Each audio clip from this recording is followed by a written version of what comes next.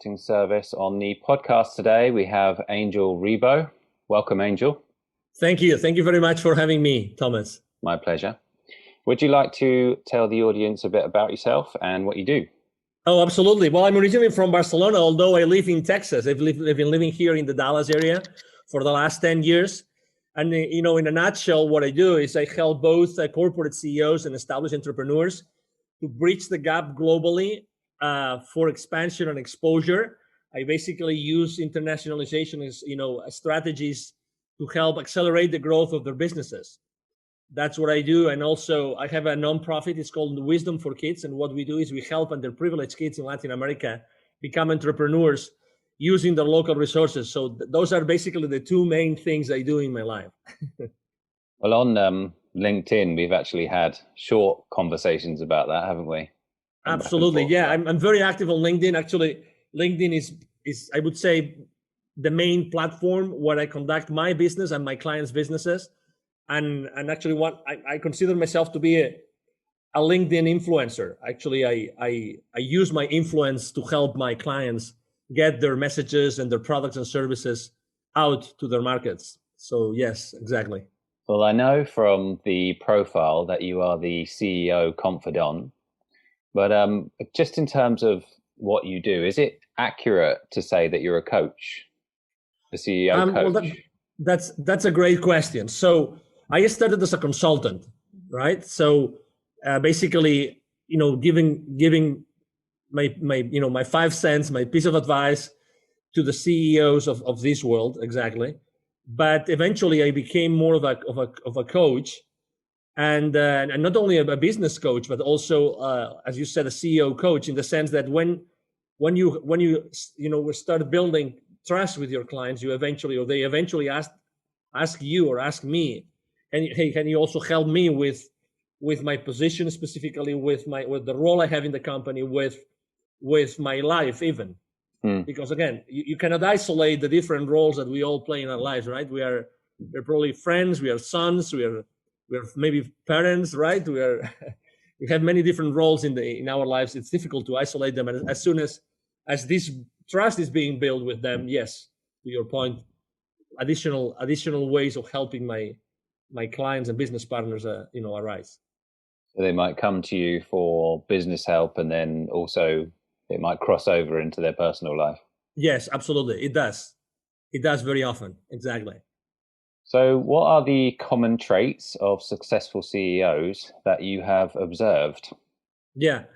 Number one, and actually that's one of my mantras in my business, which is, they take action immediately, right? And it doesn't have to be necessarily like perfect action. And that's something I use that's a nugget I use all the time, which is take imperfect action now.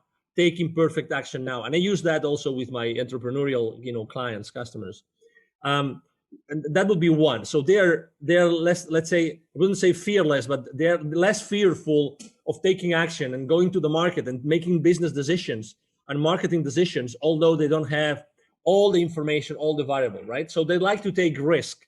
That would be the second one. They'd like to take risk because they know that taking risks, they can go to the market and they can actually, in the entrepreneurial world, there's this concept of the minimum viable product, right? So there's this minimum viable characteristics of a particular product or service that when you start offering it to the market, you get the first feedback, right? So they are very good at that. They're very good in start talking with their potential future clients and asking them, hey, I am planning to do this. I am planning to offer, this to the market. I'm planning to send this to offer this product or this particular service. What do you think about it? And they're very good in grasping this market intelligence very early on in the life cycle of that particular product or service.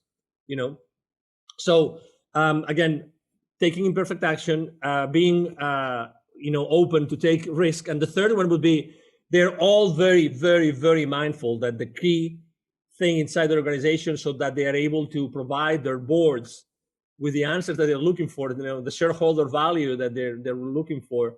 They're very mindful that everything relies on their teams. Okay, it's not that everybody does a great job in educating or engaging or keeping their employees accountable. Obviously, every single CEO would like to have a high level of accountability within their employee base. But the reality is that that depends a lot on their leadership style, right? Hmm. It depends a lot on the engagement of the employees. But they are definitely completely mindful that and conscious that their team is everything for them, and every single decision they make as far as growing their team or maybe downsizing it whenever the circumstances make them do that, they are very, very mindful that the talent and everything that they have been developing within their team is the main asset that the company has. So they put a lot of effort in making sure that their own messages, the messages that come from the board, really, really, really go down, not only onto their own leadership team in the company, but to the rest of the employees of the organizations. Those would be my three main traits that I have found throughout my life. The first thing that you mentioned is also something I've heard about billionaires. So they basically looked at common traits among billionaires, and the way they phrased it, which is reminding me of what you said, was they're willing to take action regardless of the certainty of whether it will work or not. So you said it was risk, but I mean, it just makes me think of that because a lot of times we don't know whether something's going to work, but the billionaires or perhaps CEOs in your case, they're willing to take the action anyway. Exactly. And actually, this is also a common trait with not. I work a lot here in Dallas, in the Dallas Fort Worth area, with entrepreneurs, with startups, and very, very embedded, let's say, in the startup world. And I work with business incubators, business accelerators. And something that I find in common all the time is that sometimes people say they really want to go to the market early, but they are fearful of going to the market. They are fearful of maybe talking to the market too early because they have this idea and they want to get, hold on to this idea, this concept, and they don't want anybody to know, blah, blah, blah.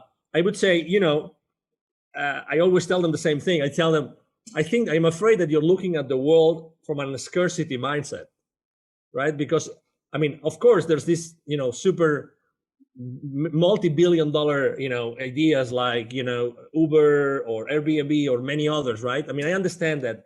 But regardless of that, I think that it's very important that very early on, you get these early wins, that they give you the confidence to keep moving, to keep, moving forward and doing things. And I like to think of organizations. I sometimes, I have my own like frame of reference in my life. I see the life in a very specific, peculiar way. And I think that both people and companies are just energy. That's how I look at the world. They're just energy. So, a company, a startup, it's just a whole, bunch of energy that is being built by one of many different people. But at the end of the day, you want this energy to get into the market, right? You want this energy to touch the market because it's going to be, benefiting the market. It's going to be, bringing additional value to the market in the form of service or product. It doesn't matter. And as Tony Robbins says very well, the amount of wealth that you are able to generate with your business or with your life is totally, proportional to the amount of people that you're able to add value to. So, why being, again, although I know that intellectual property is important, why not going very early on into the market? Just take your chances and start deploying this, start testing it. Proof testing is the number one thing I always advise both my CEOs when they want to launch a new product or the newly established ones when they are starting with a completely new venture. Just don't, those precautions, which I understand come from a mindset of scarcity, and not everybody is in agreement with me, but hey, there's enough business, there's enough needs out there in order to fulfill, as much as you would like to offer to them, literally. And if it's not locally, it's going to be in other areas. That's why I'm very strong on internationalization and going international, going global, because there are a lot of products and services that are not only valuable locally, but in many other areas in the world. Well, yeah, so much so. And tell me if this was not what you were going for, but your phrase about the minimum viable product, so much so that it's actually got its own name now, right? So it's in they call it products being in beta. So, we're pushing this out and you're going to be the ones that are testing it, right? Is that kind of what you meant? Yes. It's the concept is exactly is very similar. In the entrepreneurial world, they use this term just because, it's the minimum viable as far as what? Viable as far as you are able to serve a need, right? So exactly, it's the earliest stages of a product or of a service, which is exactly the concept of a beta, right? So you are telling your clients, I'm launching this.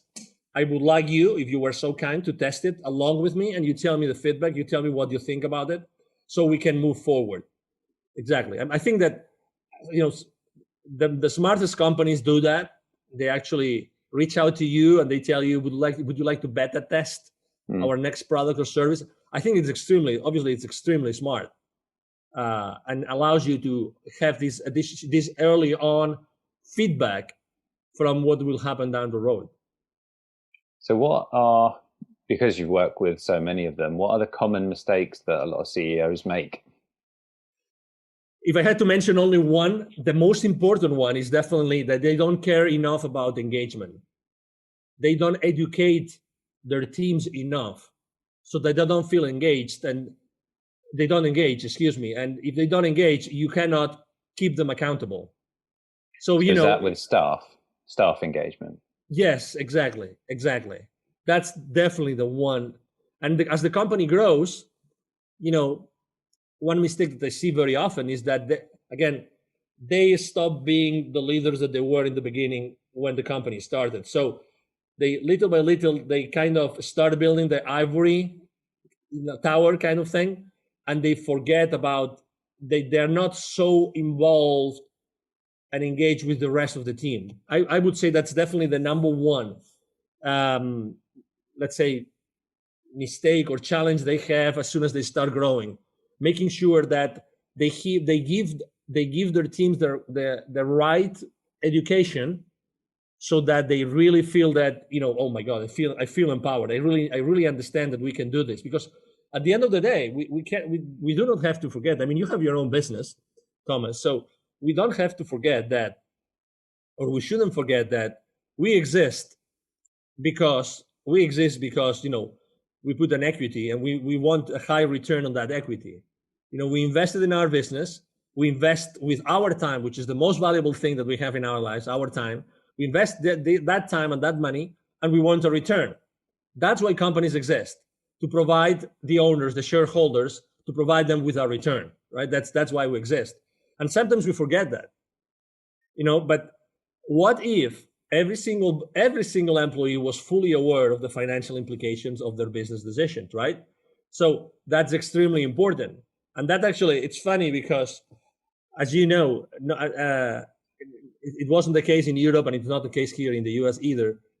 We are not educated, from kindergarten up to 12th grade or high school, we're senior high school. We're not educated on financial, acumen. We're not educated on financial literacy. So even if we have worked for large corporations and then we become entrepreneurs ourselves, we have never received the right level of financial literacy, which allows us to be fully mindful of the consequences of what we do. It's kind of up to you, isn't it, if you want to learn about that stuff? Exactly. But it's funny because we are still, both of us were entrepreneurs, right? We still made the decision of going out to the market, offer our services, and risk it. We risk it every day. We risk it every day. We go out there, we have our marketing, we have our podcast and exposure and everything, but still we risk it every single day. So if you take this into larger organizations, the reality is that there is a common elephant in the room, and that goes up to C-level as well, to the CEOs, which is not everybody has received the right level of financial literacy.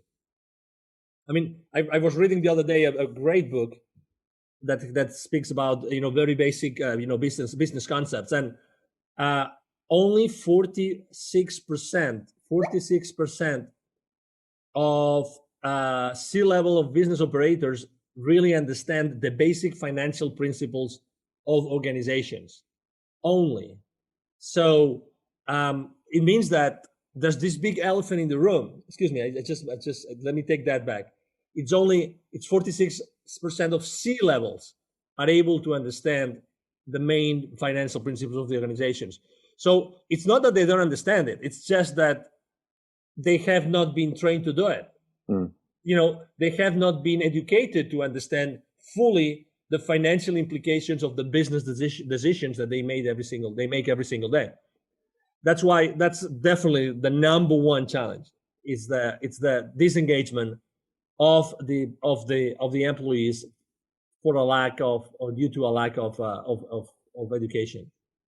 Well, coming back to your point of engagement, do you think that's a problem of incentives? So I think there's an issue with staff potentially speaking up where there's an element of risk there for them.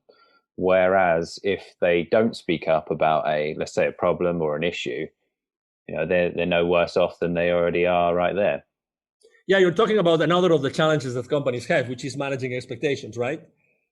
All the time inside an organization, we are always managing expectations, or our bosses or our peers are managing expectations, and we don't talk about it. There's things that we don't talk about it. To what you just said, just explained, we don't talk about it, but we should talk about. We should be working on a company, in an organization that allows everybody to speak up about anything, anything. We should be able to speak about anything inside the corporation. One of them being incentives. Is incentives an important ingredient in the engagement equation? Absolutely, it is, but it's not the only one. And again, think about your career, right? Think about your career since you had your first job until you had your last job, or even if you have a job right now. Would you trade some of your paycheck for having a better job? A better boss, okay, or a better culture? Would you be willing to forfeit part of your check if you were going super excited every single day to your work, to the company that you're working with? And I would probably say yes, 99% of the time. Yeah, I think there's a lot of evidence to suggest that that's the case. Exactly. Because, when you are excited, you love it. I just love to go to that place and meet with that person and work together with that thing, because it's, again, and that's something also that Tony Robbins says very much, which is the quality of our lives is the quality of our emotions, right? And again, unfortunately, we trade in those emotions for money. So is money a good incentive? Yes. And there's people maybe that are more incentivized by money than others, but still, what about culture? What about culture? What about if you were given all the education? Again, going back to education, what if you were given all the education that you need inside the company, that you feel really empowered? You feel really empowered, and you feel that you thrive in that organization. Is that going to impact positively engagement? I do feel so. I do feel so. So that's why I believe a lot on, very much on money is important. And again, for me also, money is a matter, is a form of energy, right? Which is good, obviously, and we have to pay our bills, and we want to buy our houses, our boats, our airplanes, whatever that is. But still, it's the every single day emotion that we go through and experience, human experience, with our feelings and emotions, that really counts. And when you go back home at night, when you explain how was your day, right? If there's someone at home asking you how your day was, even if it is your dog, right? Your wonderful dog that's looking with his beautiful eyes to you, that he's asking you, I miss you, I miss you, sir, I miss you. How was your day? And you start talking to your dog, I'm sorry to put this comparison here, this metaphor, but I really believe that emotions and feelings make a big difference when you go back home and you reflect about the day that you just had. No, it's the way you want to spend your life, right? So I totally agree with you. Yeah, exactly. So have you got some success stories that you're proud of in helping CEOs? Yeah, there's a lot of stories. I would probably like to explain or to tell the story about a small company, just because I think that there's a lot of entrepreneurs out there. There's a lot of people listening to this podcast, and obviously, I thank every one of them here right now listening to us, because I think that it's a story of consistent, imperfect action being taken and believing in one's products, services, and team. I remember a company that went from literally a few thousands of dollars and having also only 2 employees that I started to work with. I started to support, I started to coach, I started to help them go to the market. I started defining the different, functions of inside the company. And within 2 years and a half, they were already 43 employees, and they were really, really close to $1.5 million in revenue. I like to explain that story because the owners were very young. Mm. And I remember that I was reluctant to start working with them because they didn't have really that much of an experience. The most important experience that they had was in a very large corporation. It was actually an appliances company, both of them. They had different, engineering responsibilities, positions inside that company. But they didn't have management experience. Again, they didn't have management experience. But oh my God, their passion was over the top. You could tell these guys were going to do it. I still remember when they came to see me. I think we met at a restaurant or a coffee shop. I was inside. I saw them when they arrived in their car. They had this very small, tiny car. I mean, I remember that. I mean, image as if it was now. But they were with this big smile in their faces, and they really wanted to do that, and they really wanted to work with me. And oh my God, it was a blast. I mean, obviously we are friends today, and we respect each other a lot. But it was their passion. It was there's nothing impossible.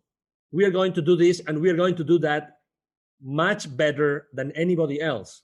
It was this, I mean, they didn't care about competition. It doesn't matter if we are the newcomers. It doesn't matter. We are going to do this in a better way and the right way. And we're going to put a lot of innovation in what we do, and we see the world in a different way. And if I had to reflect and also say, besides their passion, what also made them successful, because they didn't have the experience as business owners, right? Mm. Is that they were really good in dealing with people. Their team members loved them. They were a couple.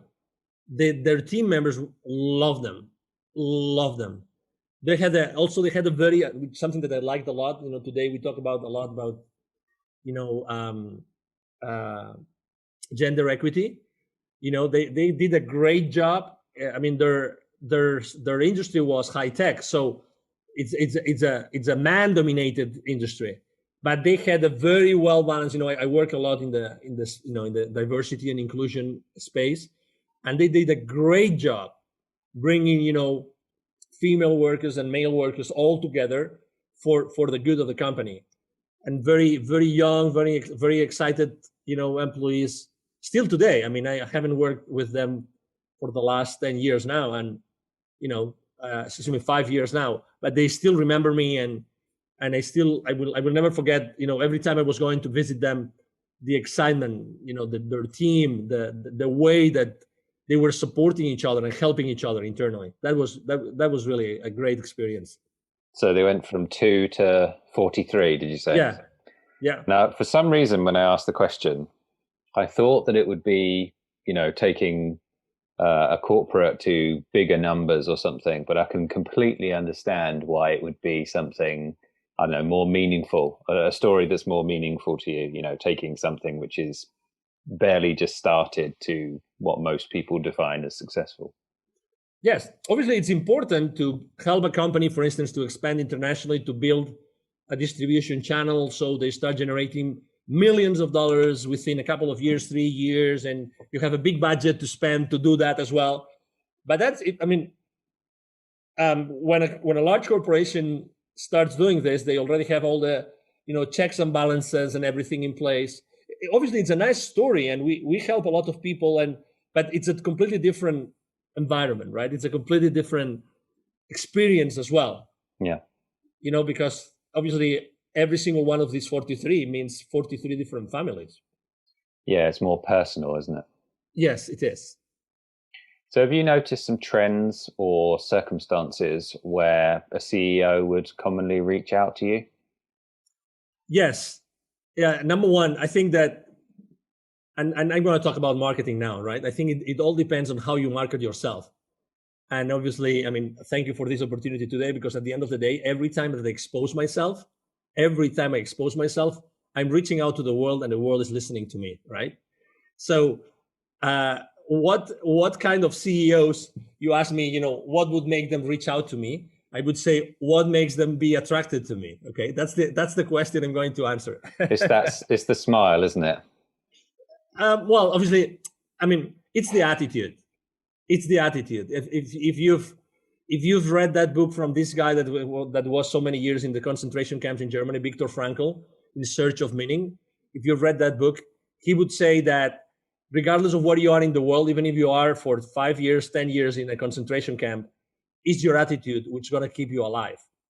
So it's the same thing. So I think that number one, obviously, people reach out to me because they have something that they want to do, or they have something that they want to get rid of, and they are looking for help.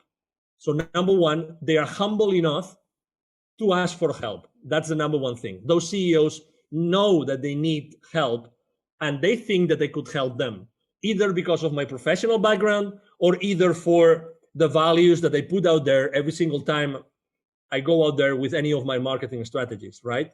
You probably have seen that exactly. I'm very active on LinkedIn. I post every single day. I make a mix of my clients' content, my content, very personal things. I actually talk very personal very often. Last year I talked a lot about building bridges and these kind of things, right? I like the comedy. Yeah, exactly. And I like to connect. Like at an emotional level, right? And at a very human level. So I stand for humility. I stand for probably acceptance. I stand for gratitude. I think that those three principles, at the end of the day, if you consistently get out to the world and expose yourself with a specific verbiage and attitude, eventually the world comes back to you because of that, because they value those principles, or they value that what you do every single day. There's this, you're a marketing expert, so then when someone starts talking about, okay, so I'm going to serve that community, and that's going to be my persona or my avatar, and very often we make a big mistake, which is we're trying to have this avatar so wide so we can attract everybody, and it's the other way around. It takes a while to entrepreneurs to understand this, that the more specific you are about how you position yourself and how you are yourself reaching out to the world, the higher the chances that you're attracting the CEOs or the business owners or the entrepreneurs or the startup,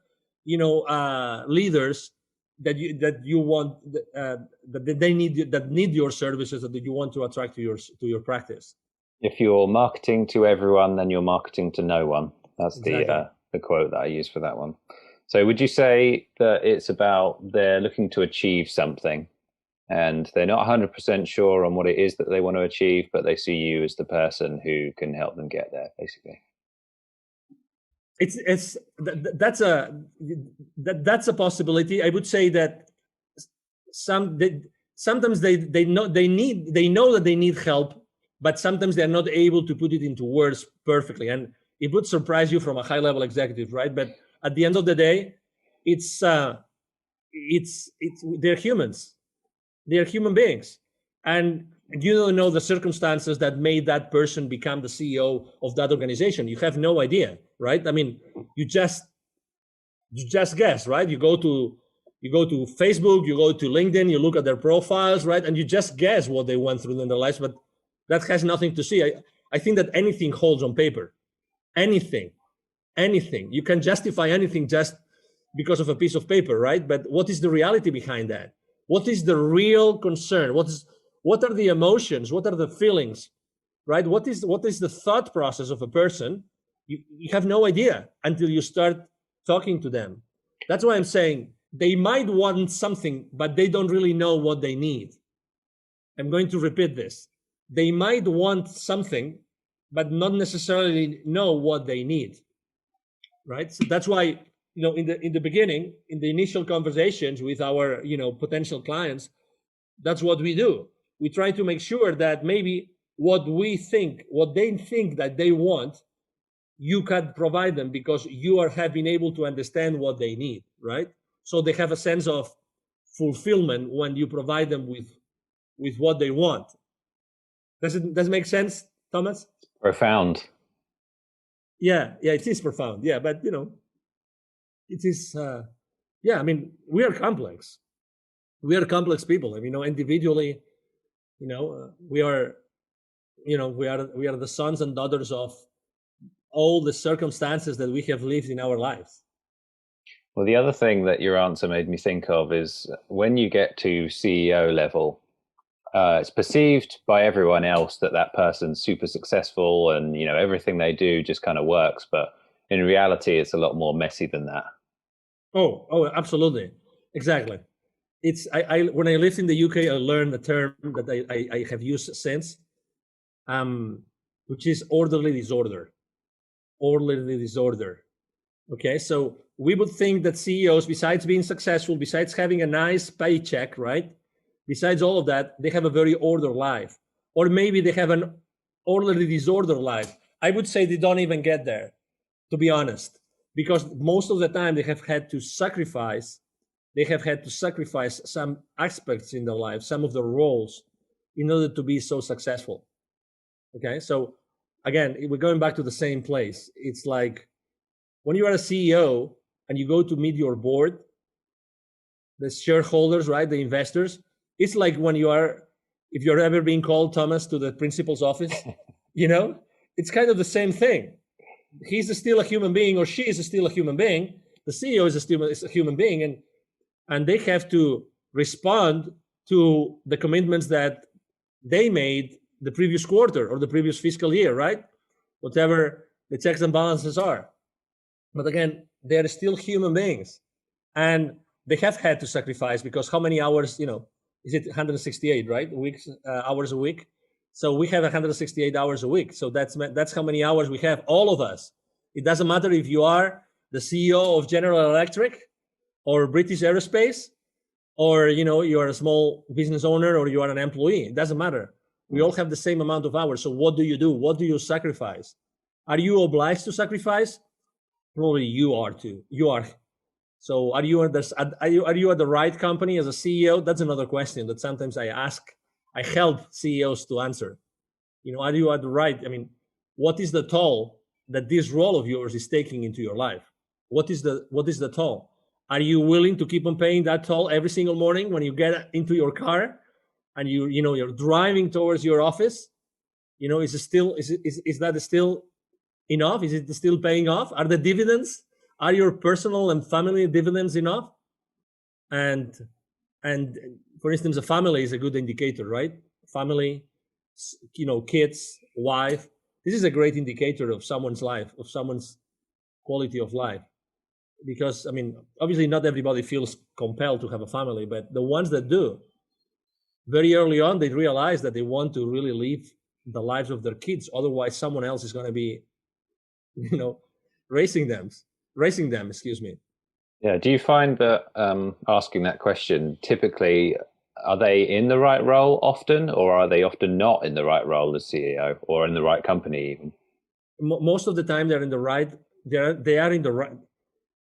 Well, they think they are because, I mean, they have been reinforcing that thought for how many years? How many years did it take to them to be in that place?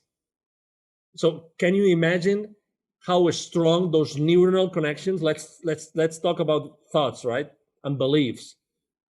Considering the neuroscientists, the people that know much more than me about thoughts and ideas and beliefs, they say that every single idea is a neuronal connection in your brain. The more that connection fires together, it wires together. So imagine someone that has been for their entire lives, firing together those thoughts. I have to do this because I want to reach the summit. I want to reach the summit of my corporate career. I want to do that. I want to do that. So their thoughts are very strong, very strong.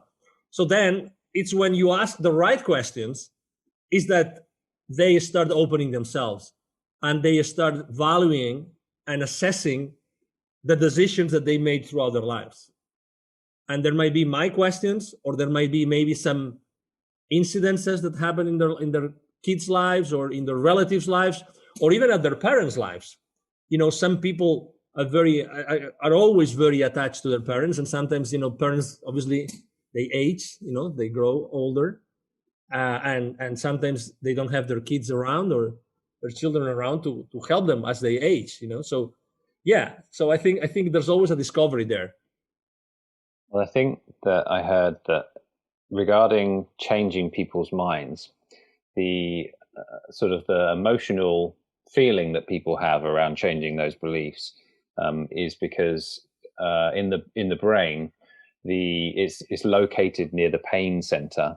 So it's almost like if I have to change my mind at this point, it's actually going to be painful for me. That's the link that's somehow there. Although I'm no neuroscientist, so that might be completely wrong. Yeah, I don't know about that, but obviously, we are still animals. We are sophisticated animals, and our brain is still, the heritage of this animal kingdom that we originated, initially, and we have to.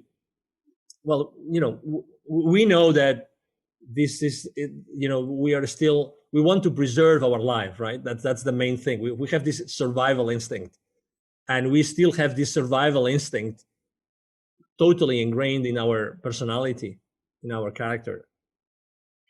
So a segue into how did you get into the field of coaching CEOs? How did you start in this?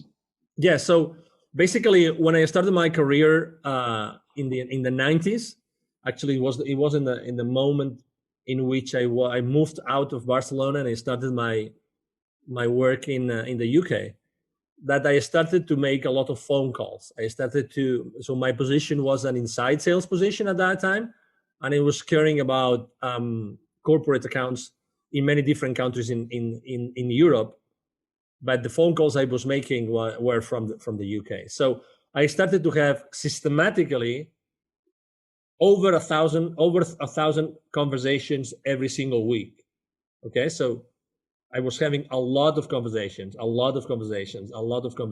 We were really a machine. You would say they would be very brief. I mean, not necessarily. I would have like long conversations and very short conversations.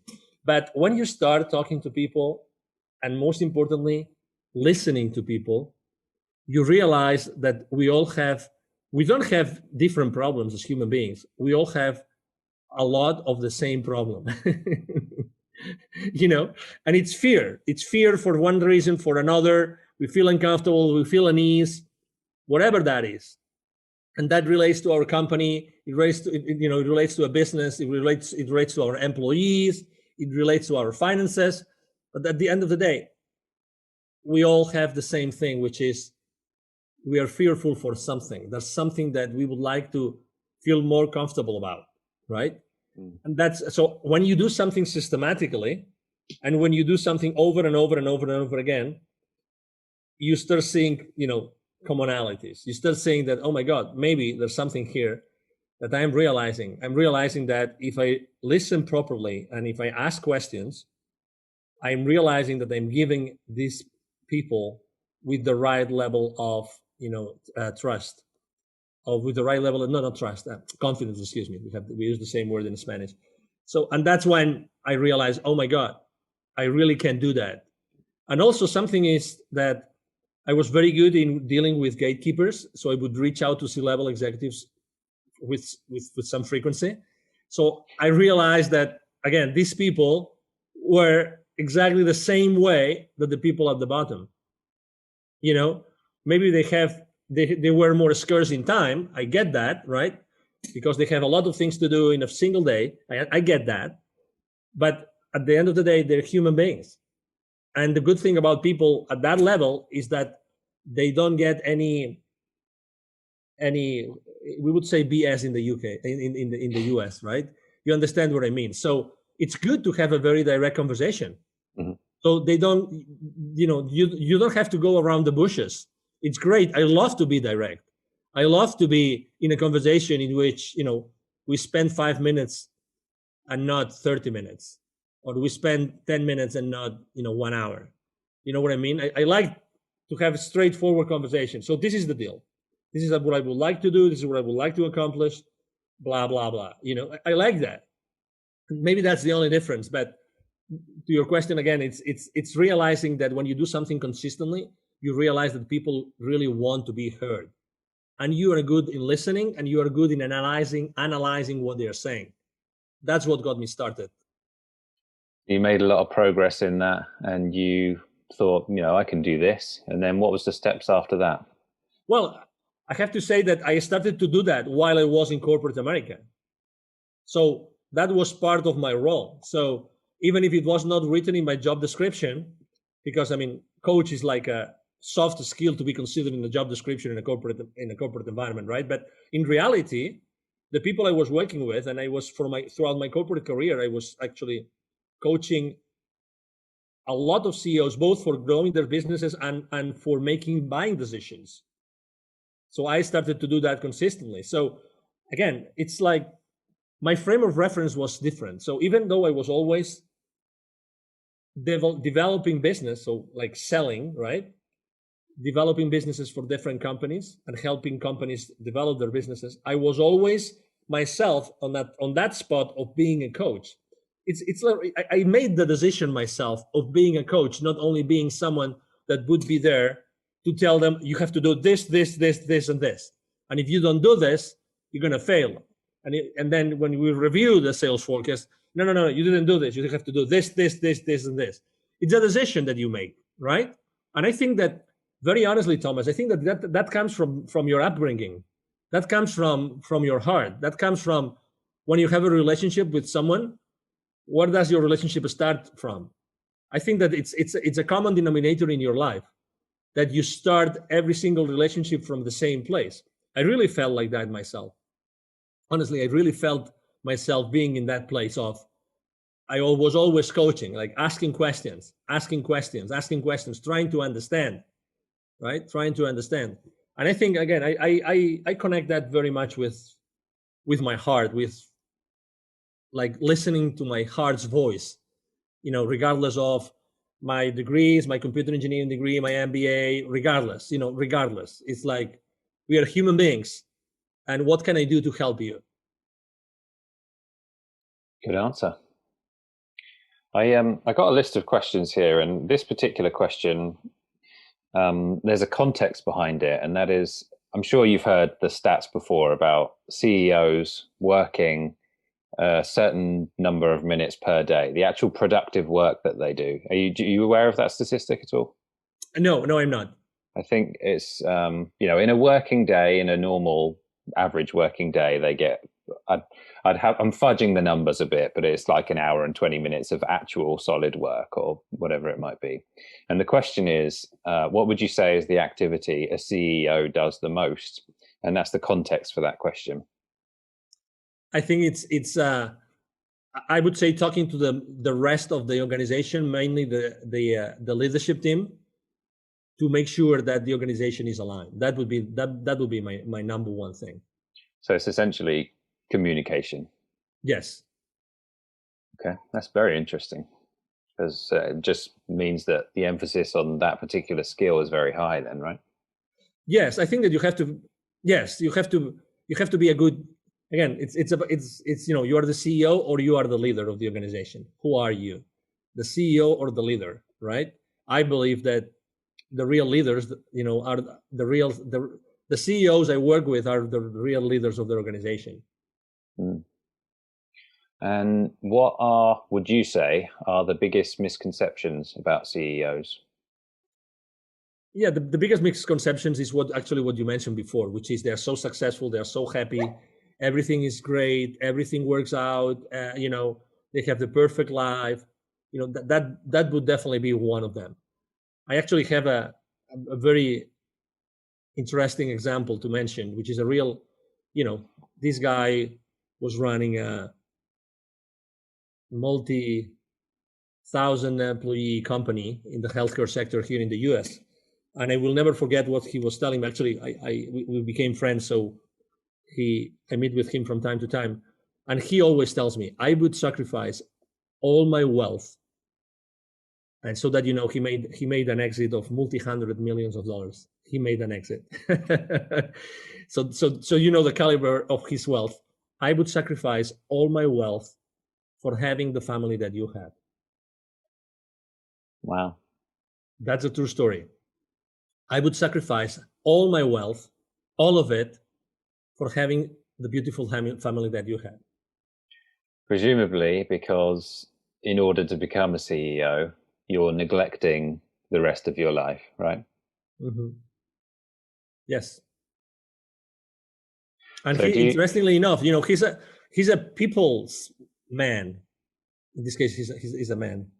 I mean, he gets along with people a lot, but exactly, he sacrificed that part of his life, and it's never too late, right?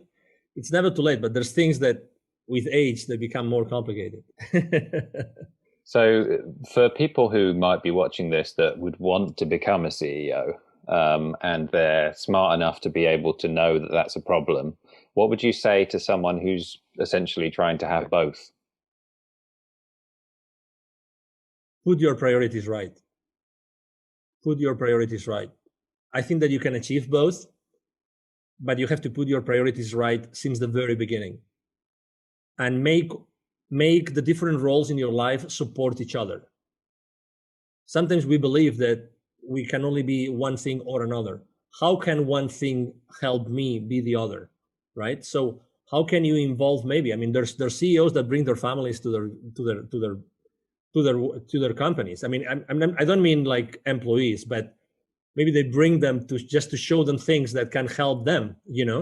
They bring their kids because they want their kids to be inspired.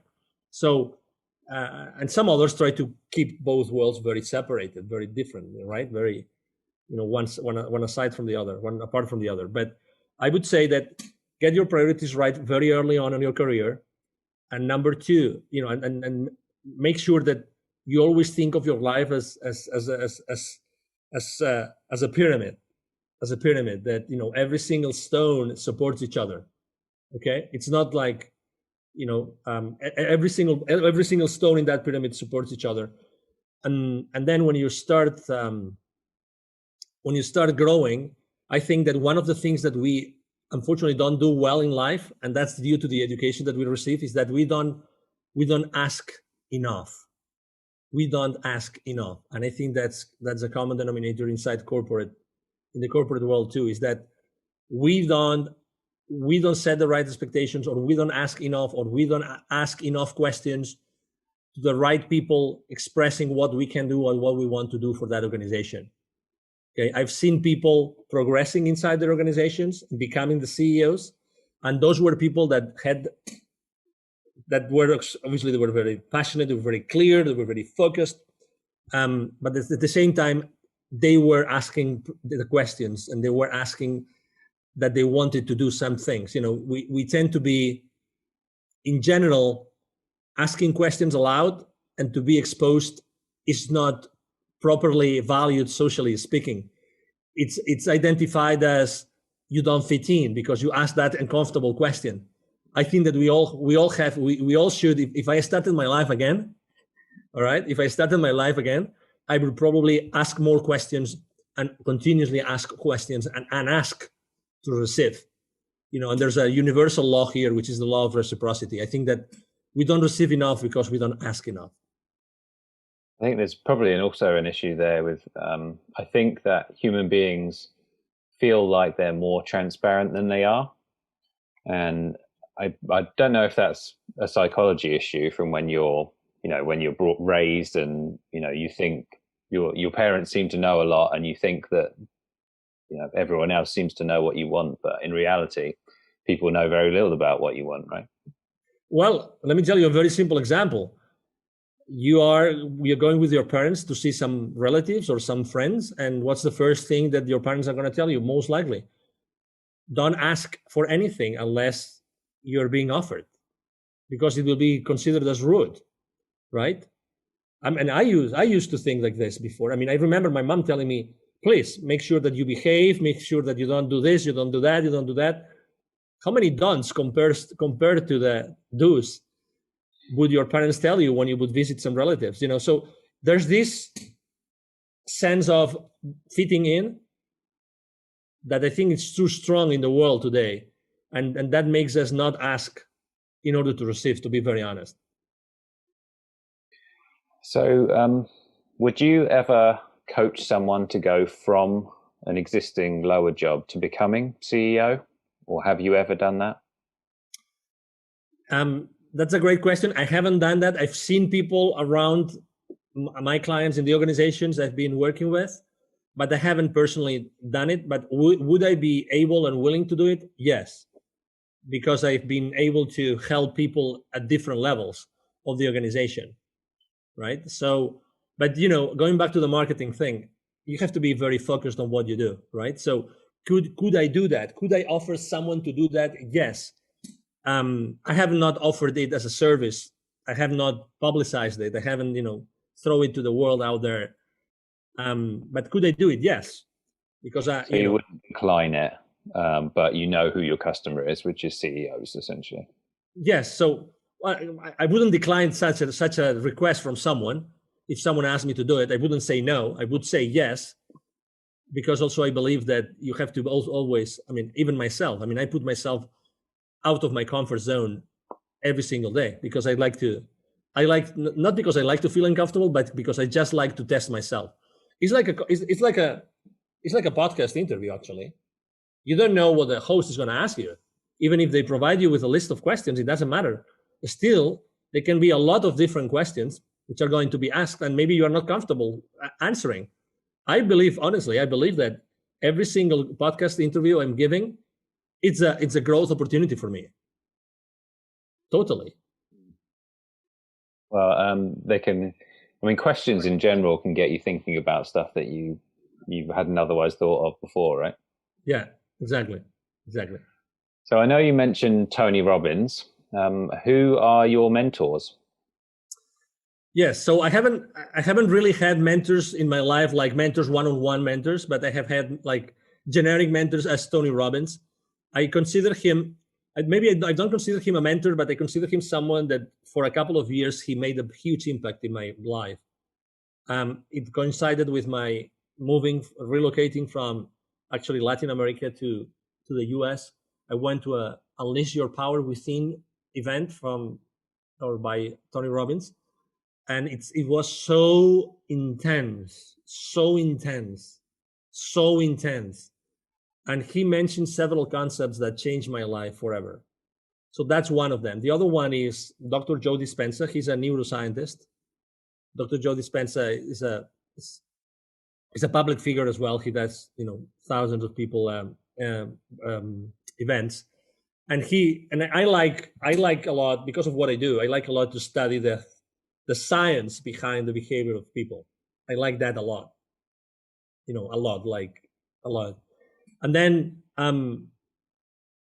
I consider myself very spiritual in the sense that I'm always looking for additional answers to what's going on in the world, what's going on in my life, what's going on in the universe, these kind of things, And when you are trying to find those answers, so there's a whole bunch of people, I have a list of affirmations that I use every single day. I try to sing and I try to dance, those are my mentors because I'm a very high energy guy. I can be very, very quiet, but at the same time, I'm also, I build myself with additional strength every time I sing or every time I dance. I really, those are activities that feel my human and spiritual side a lot. Well, I like the story about the UPW event. I haven't been to one personally, so it's interesting that you say that. It makes me want Yeah, to go even more. very intense, very, very intense. Can you tell me about when you met Les Brown? Because I'm a fan. Yes, of course. I sit on the board of an organization called Evolutionary Business Council, and I we are basically a group of very highly influential people in the world. We are like almost 600 million people altogether of outreach. And we are only 320 people in that organization, but that's the combined outreach that we have. And we very often invite people like Les Brown, and he's actually a member of the organization. Okay, so we invited him, and we were together in Costa Rica, and we had a blast. We were like 4 or 5 days together. It was a very small event, and yeah, we became very close. I mean, we have now common friends, and there's people that in his team, and he is actually I have interviewed him for my activities. I remember one time I did a telethon, like a 22 hour straight of live interviews on Facebook, and one of my interviewees was actually Les Brown. And since that was 4 years ago. That was 4 years ago. You've probably seen the picture online, my picture with him, right? And we've been in contact. I met his son then also as well. I met his daughter. Yeah, he's an extraordinary human being with a great Yeah, team. I've quoted Les Brown many times, so Yeah, I'm a big fan as well. yeah. But yeah, great story. I've been doing our podcast. I did a little bit of research, and can you tell me about your goal to help 810,000 kids to become entrepreneurs? Yes. So when I started, Wisdom for Kids, basically I started assessing what's the need in Latin America, and the need is very clear. There were 81 million kids in Latin America in 2012, according to UNICEF figures. So I had when I was living in Latin America, I lived in Latin America for 10 years. When I was living in Latin America, I was seeing the poverty all over the place. So when I left corporate America, I decided to start with a couple of friends. I started Wisdom for Kids, which is the foundation that I'm the president of, and I co-founded. And what we do is we help underprivileged kids in Latin America become entrepreneurs using the local resources. So basically, I saw this huge opportunity of helping kids with my entrepreneurship skills and my friends' entrepreneurial skills, and also to connect those worlds, the worlds of the very highly influential people in Latin America I had met when I was coaching, because I coached a lot of people in Latin America, a lot. I lived there for 10 years. And to bring this world down or in connection with the most underprivileged people in the world, which are the kids, right? And then everything started. So we have held more. We had to stop activities last year, but we have held more than 1,000 families with their kids in different areas, mainly in Mexico, because it's the closest place here to the US. And yeah, it's extremely. I mean, it's one of these places in which I recharge my batteries. I get totally knackered because I really work really hard, and I do a lot when I go myself and deliver the training, the workshops, the inspiration that we give those kids. I really empty myself of physical energy, but from a human spiritual energy, I fill up totally by doing that and going to very underprivileged areas and indigenous communities, these kind of things. That's amazing. Congratulations doing Absolutely. that. Thank you. So, I mean, one thing I have noticed from your LinkedIn activity is that philanthropy very important to you. Mm-hmm. Yeah, very much. Because I have been volunteer for local hospices here. I always think that we can do so much more with our time. It's like getting your priorities right. I really think that, as opposed to be And I do that a lot because of my business, but as opposed to be on social media or on TV, you can do so much more to make this world a better place, this world a better place. So yeah, I have helped a lot of people. I have helped a lot of companies. I've been pro bono with a lot of organizations. I've sat on the board of organizations for free. Yeah, I mean, I think that the world, there's a lot of differences. There's a lot of, inequities. Let's put it this way. And some of us, and you are definitely one of them with your podcast, we want to help. We want to be inspiring the world every single day. So. Well, thank you very much for all the value you've given on the interview. And can you Absolutely. tell the audience where the best place for people to find you is? Absolutely. Yes. As you mentioned before, my brand is the CEO Confidant, And my name is Angel Ribo. So the easiest way is to go to LinkedIn because I'm very active. I answer all the messages there. And then my email is very simple. It's Angel, ANGEL, at Angel Ribo. Ribo spelled as RIB as in boy O, Angel at angelribo.com. That's my email address. That's the easiest way to reach out to me. And Thomas, I wanted to say thank you very much for you allowing me to be here to speak to your audience and for having such a great conversation with you today. It's absolutely my pleasure. And I will speak to you soon. All right. Thank you. Thank you very much. Bye-bye. Bye-bye.